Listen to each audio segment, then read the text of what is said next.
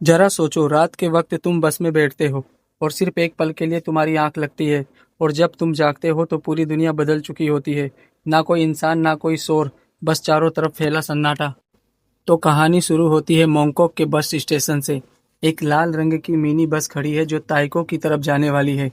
एक एक करके टोटल 17 लोग बस पर चढ़ते हैं। सभी अनजान हैं। कुछ स्टूडेंट हैं जो पार्टी करके लौट रहे थे। एक इंश्योरेंस एजेंट है जो थका हुआ है। एक यंग लड़का है जिसे अपनी गर्लफ्रेंड की फिक्र है। एक औरत है जो थोड़ा अजीब दिख रही थी। अब आता है वह पल जिसमें उन सभी की जिंदगी बदलने वाली है। बस एक लंबी सी टनल के अंदर प्रवेश करती है। टनल के अंदर लाइट जल रही है और बस के आगे पीछे और भी गाड़ियां हैं। सब कुछ शांत है, लेकिन जैसे ही बस टनल के दूसरी तरफ से बाहर निकलती है, माहौल एकदम बदल जाता है। पहले तो किसी ने ध्यान नहीं दिया, लेकिन अब बस में धीरे धीरे सन्नाटा छाने लगता है। वो लड़का जो अपनी गर्लफ्रेंड को मैसेज कर रहा था, वह नोटिस करता है कि उसका मैसेज सेंड नहीं हो रहा है। इंश्योरेंस एजेंट अपना नेटवर्क चेक करता है। नेटवर्क तो था, लेकिन कॉल नहीं लग रहा था। सबसे अजीब बात यह थी कि बाहर सड़क पर जो ट्रैफिक होना चाहिए था, वह गायब थी। एक भी गाड़ी नहीं थी, एक भी टैक्सी नहीं। यहाँ तक कि सड़क पर कुत्ता भी दिखाई नहीं दे रहा। बस ताइको पहुँचती है। ड्राइवर हैरान है क्योंकि यह एरिया कभी खाली नहीं होता, पर आज यहाँ पर सन्नाटा छाया हुआ था। ड्राइवर बस रोकता है। सभी चारों तरफ देखते हैं, पर आसपास कोई दिखाई नहीं देता। तभी उस एजेंट को याद आता है कि उसने एक पल के लिए अपनी आंख झपकी थी, और उसके बाद जब आंख खोला तो सब कुछ गायब था। सड़क पर आगे और पीछे कोई गाड़ी नहीं थी। तभी ड्राइवर को भी याद आता है कि जब वो गाना बदलने के लिए नीचे झुका और फिर आगे देखा तो कुछ भी नहीं था। और उसी वक्त बाकी के लोग भी सो रहे थे। मतलब इसी बीच कुछ न कुछ हुआ था, मगर क्या, किसी को कुछ भी पता नहीं। इंश्योरेंस एजेंट कहता है कि शायद हम लोग मर चुके हैं। सारे पैसेंजर यह सुनकर डर जाते हैं। तभी वो अजीब सी औरत बोलती है, हम मरे नहीं हैं, शायद हम किसी और समय में आ गए हैं। क्या हुआ है ये देखने के लिए कुछ लोग हिम्मत करके बस से नीचे उतरते हैं। वो देखते हैं कि दुकानें खुली हैं। रेस्टोरेंट में खाना टेबल पर रखा है, लेकिन खाने वाला कोई नहीं है। ऐसा लग रहा है कि जैसे पूरी दुनिया एक सेकंड के अंदर ही गायब हो गई। यहाँ लोगों में बेचैनी शुरू होती है। कुछ लोग चिल्लाते हैं कि कोई है, लेकिन जवाब में खुद अपनी ही आवाज़ गूंजती है। वह लोग इंटरनेट चेक करते हैं, तब उन्हें सबसे बड़ा झटका लगता है। पूरी दुनिया की न्यूज़ वेबसाइट रात के 2:08 के बाद अपडेट ही नहीं हुई थी। मानो उनके लिए वक्त वहीं रुक गया हो। वह लड़का और एक लड़की साथ में बात करते हुए जा रहे होते हैं। तभी उस लड़के को दूर एक आदमी मास्क पहने हुए दिखाई देता है।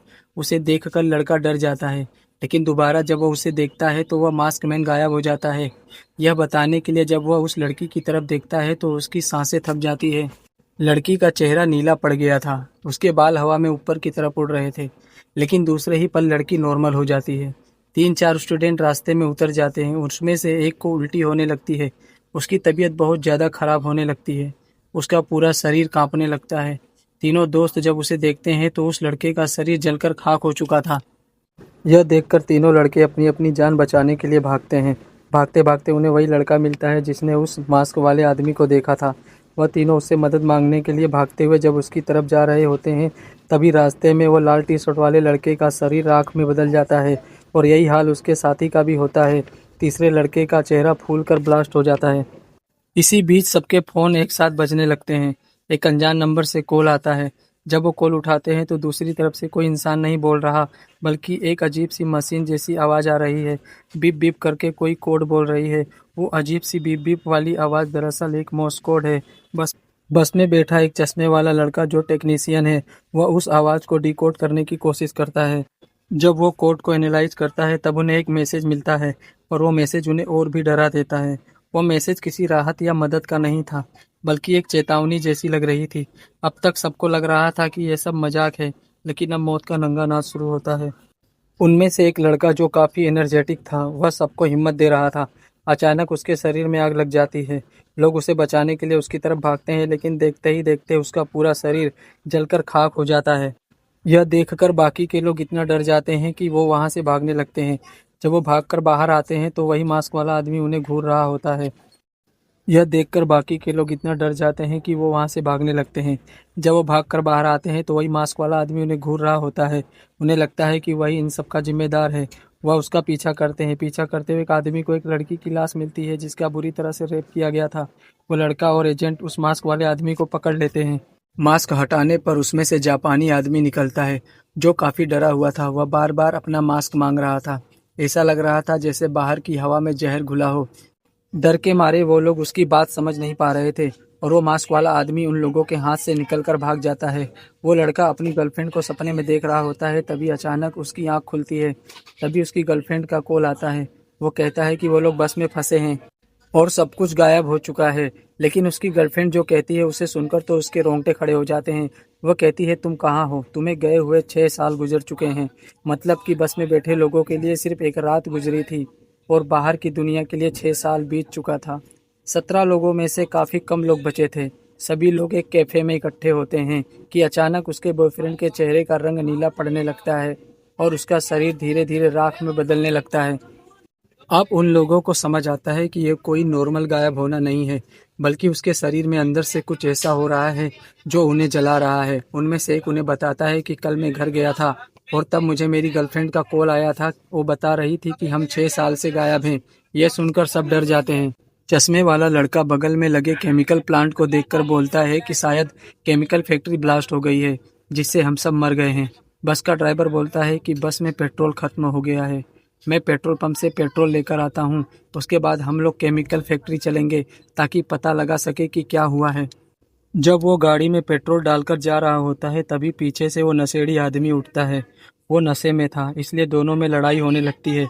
ड्राइवर उस नशेड़ी आदमी के कंधे पर एक बड़ा सा चाकू मारकर उसे गाड़ी से बाहर फेंक देता है और वो गाड़ी लेकर वहां से निकल जाता है।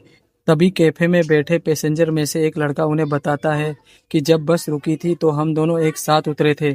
हमारे साथ एक लड़की भी उतरी थी, जिसे मेरे दोस्त ने जबरदस्ती पकड़कर उसके साथ गंदा काम किया था।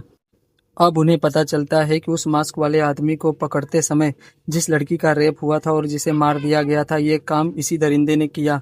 उस लड़के की बात सुनकर सारे पैसेंजर गुस्से से भर जाते हैं। ड्राइवर और बाकी लोग डिसाइड करते हैं कि इस दरिंदे को जीने का कोई हक नहीं है। लड़की किचन से चाकू लेकर आती है। उसके बाद एक एक करके सभी लोग उसे चाकू मारते हैं। वो लड़का माफ़ी मांगता है, गिड़गिड़ाता है, लेकिन कोई भी उस पर रहम नहीं करता। वह आदमी उसे चाकू मारते हुए कहता है कि उसकी 2 बेटियां हैं, 15 और 16 साल की, और मैं उनसे बहुत प्यार करता हूँ, और जिसको तुमने मार दिया वो भी किसी की बेटी होगी। यह बोलते हुए उसे मार देता है। अब सबको लग रहा होता है कि यह मर गया। लाश को ठिकाने लगाने के लिए 2 लोग जाते हैं। लाश को अलमारी में रखते हुए अचानक से उसकी आंख खुलती है और वह उठ खड़ा होता है। वो हथियार उठा लेता है, लेकिन वो चश्मे वाला आदमी उसे बातों में फंसा लेता है और उससे बोलता है कि पहले तुम अपने दोस्त को मारो जिसने तुम्हारा राज खोला। उसे मारने के लिए जैसे ही वो आगे बढ़ता है, चश्मे वाला लड़का पीछे से उस पर वार कर देता है और उसे पीट पीट कर मार देता है। उसके बाद सभी अपनी अपनी ज़रूरत का सामान लेकर उससे केमिकल फैक्ट्री की तरफ निकलते हैं। तभी उन्हें बाहर ढेर सारी गाड़ियां और लोग दिखते हैं जिन्होंने गैस मास्क पहना हुआ है। वो पूरी की पूरी मास्क वाली आर्मी लग रही थी। वो लोग उन्हें पकड़ने के लिए आगे बढ़ते हैं और ये लोग भागकर मिनी बस में बैठ जाते हैं। बस उनका अब एकमात्र सहारा बचा था। बस ड्राइवर, जो थोड़ा सा जख्मी था, बस को पूरी रफ्तार से भगाने लगता है। उनका पीछा वह मास्क मैन कर रहे थे। सुनसान सड़क पर तेज रफ्तार से भागती बस और पीछे पीछा करते मास्कमैन की गाड़ी, मानो जैसे कोई वीडियो गेम चल रहा हो। लेकिन ये कोई खेल नहीं था। उनकी बस को टक्कर मारा जा रहा था। इस टक्करबाजी में बस की हालत बहुत खराब हो जाती है। तभी अचानक आसमान से लाल रंग की बारिश होने लगती है, मानो खून बरस रहा हो। लेकिन यह नॉर्मल बारिश नहीं थी। जो भी इस बारिश में जाता है उसकी स्किन जलने लगती है। तभी वो नशेड़ी आदमी बस के आगे आकर बस रोकता है, क्योंकि अब उसका नशा उतर चुका है और उसकी गर्दन में अभी भी वह चाकू फंसा हुआ है। नशेड़ी बस में चढ़ता है। ड्राइवर उसके गर्दन में फंसा चाकू निकालने को कहता है, लेकिन वह नशेड़ी मना कर देता है। उसका कहना था कि जब तक ये चाकू अंदर है, खून रुका हुआ है, अगर इसे निकाला तो वह मर जाएगा। वह नशेड़ी ड्राइवर से पूछता है, तुम सब कहाँ जा रहे हो? ड्राइवर बताता है कि वह लोग पहाड़ी पर जा रहे हैं जहाँ केमिकल फैक्ट्री है। यह सुनकर नशेड़ी बोलता है, नहीं, उन्हें उसी टनल से वापस जाना चाहिए जिस टनल से हम आए थे। रास्ते में उन्हें वही लड़का दिखता है जिसे थोड़ी देर पहले बस से उतार दिया था। वह बारिश में भीग रहा था और दर्द में था। पहले उसे वहां छोड़कर जा रहे थे, लेकिन उन्हें एहसास होता है कि ऐसे हालात में उनका एक दूसरे के सिवा कोई सहारा नहीं है। उस लड़के के लिए ड्राइवर बस रोकता है और उसे बस के अंदर लेता है। रास्ते में आते समय सब अपने अपने हसीन लम्हों को याद कर रहे होते हैं।